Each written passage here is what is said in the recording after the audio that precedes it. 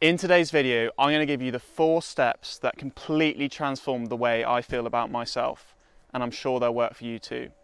Starting off with, you don't learn to love yourself, you earn love from yourself. The only way you really change the way you view yourself, you think about yourself, your self-esteem, your self-love, is by doing the things that warrant self-love. The sort of things that you'd see someone else doing and you'd think, respect. You see them and you're like, that's cool, respect that. Or you admire people for doing things. This is the only way to actually build up your own self-love, because your self-esteem is your reputation with yourself. And what makes this especially difficult is the people you admire from a distance, you only see the highlight reel, the public victories, you only see the things they're doing that's impressive. But for you, you were there for every single time you failed, every single time you let yourself down, every single time you did something you know you shouldn't have done, you were there for it. So the only way to really transform the way you feel about yourself is to do things that warrant that self-love and self-respect. So you need to start changing your actions, which then change the way you view yourself, because you have to change your reputation in your own mind by doing the things. You witness you doing the good things by your own definition, by the way. It can be whatever you want, whatever you deem to be valuable. For example, like making yourself more useful to the world in the most general way. So educating, learning, giving to people, just making yourself more competent, building yourself up to be more powerful, strong, competent, being a positive force in the world. These are all, like, without getting into specifics, because you determine the things that you respect the most, and therefore you already kind of know the things you should do, and those are the only things that will actually make you love yourself more. It's so popular in modern day, people say learning to love yourself, and then they don't actually change anything the way they do. They don't actually show love to their body. They don't show love to their mind. They love themselves by having cheesecake every night or whatever, eating unhealthy food, or having a day off, relaxing, lying in bed all day, watching Netflix. That doesn't make you love yourself. You know deep down, subconsciously, that you could have done better, you could have done more. If you were able to love yourself by doing these activities, it would almost be like delusion. How would you be, like, I don't understand how it works, people saying, I learn to love yourself. How would you manage that by doing nothing different and just sitting there? You're never going to be able to shift your baseline self-love by sort of relaxing, indulging, doing things that are self-harm to your body, like eating loads of junk food or staying up late or binge drinking or whatever.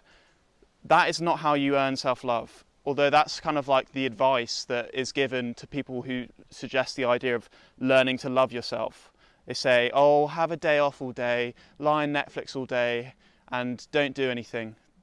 That is not the secret. The real secret of learning to love yourself, for an example, would be if you are out of shape and you're unhealthy, the way you actually show love to your body would be to start eating healthy, to lose the weight.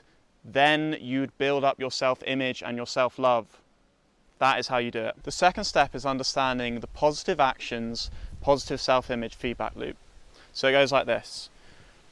You do positive actions and make positive decisions, which then makes you feel good about the person you are, your personal self-image, which then gives you confidence and self-respect, which then, since you respect yourself too much to taint your image and do these negative activities, that makes you more self-disciplined, which therefore makes you do more actions that are positive, and the feedback loop continues. And obviously this could work in the absolute opposite way, where you feel bad about yourself, which makes you do bad things, which makes you have low confidence and low self-esteem, which makes you less likely to refrain from doing the self-destructive activities, and etc. So it can go either way. So this shows the importance of your self-image.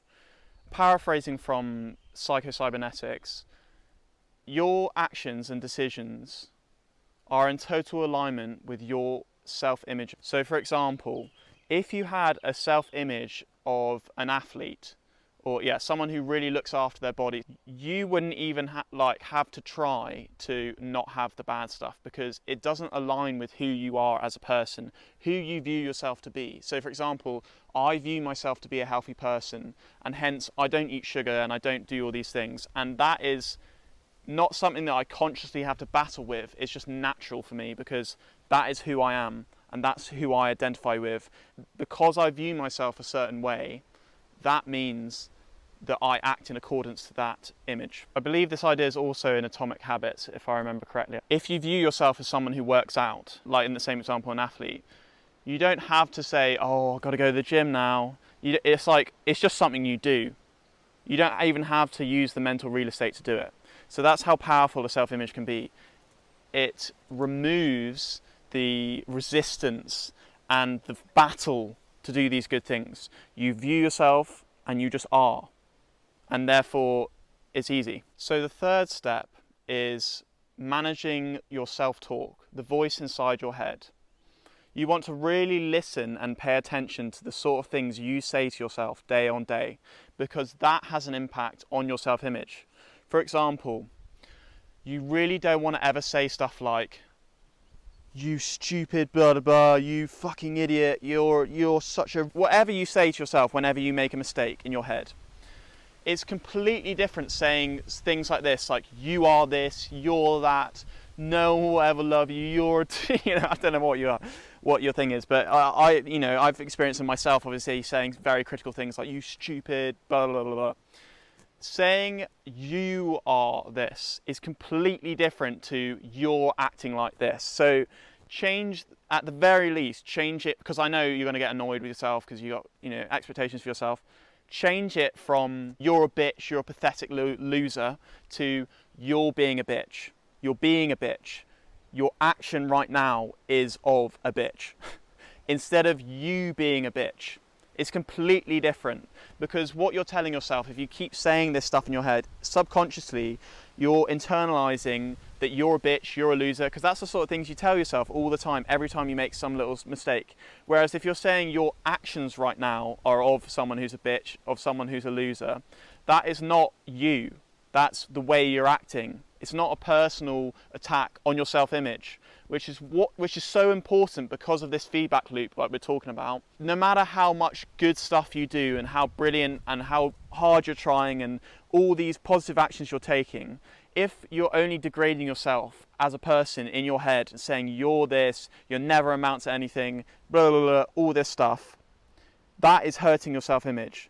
And then that's like obviously taking a link out of the feedback loop system, and you won't be able to enjoy the positive benefits of the feedback loop system. You won't be able to get that positive momentum to spiral you upwards if you're not able to appreciate the good stuff you're doing and be more easy on yourself. It's not like, it's different to saying don't have any standards. You absolutely want to have standards, but you gain zero, you gain nothing from doing attacks to your own self in your head. You can motivate yourself by saying, stop being a little whatever, stop doing this.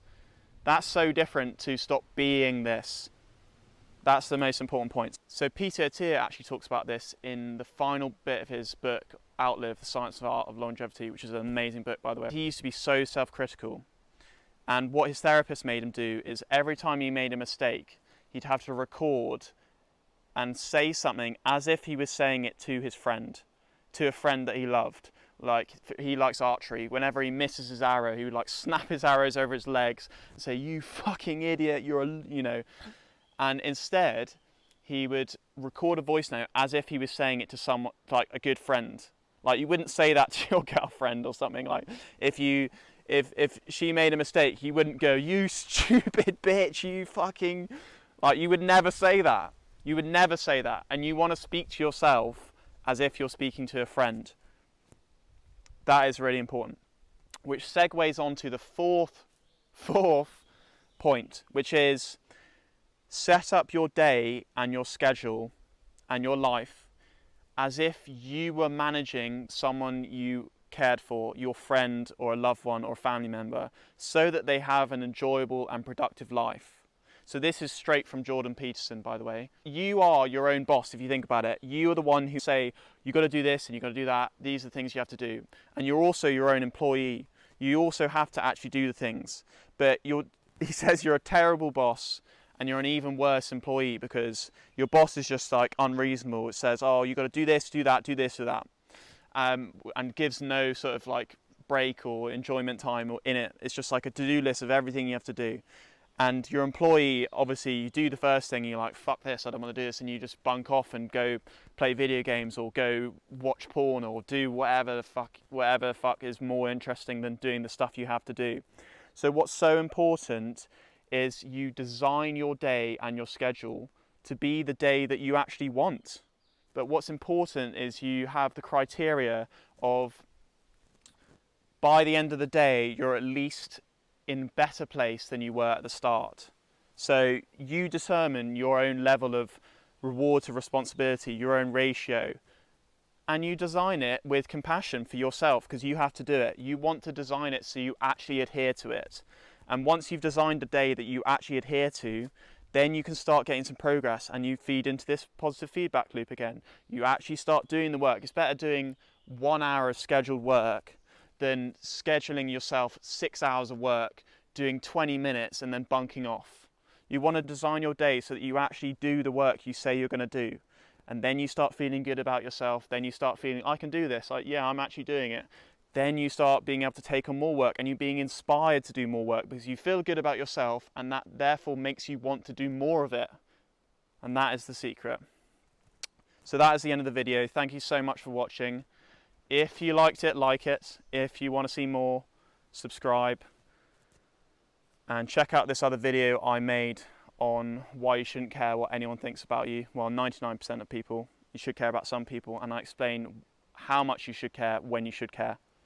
Thank you for watching. See you next week. Cheers.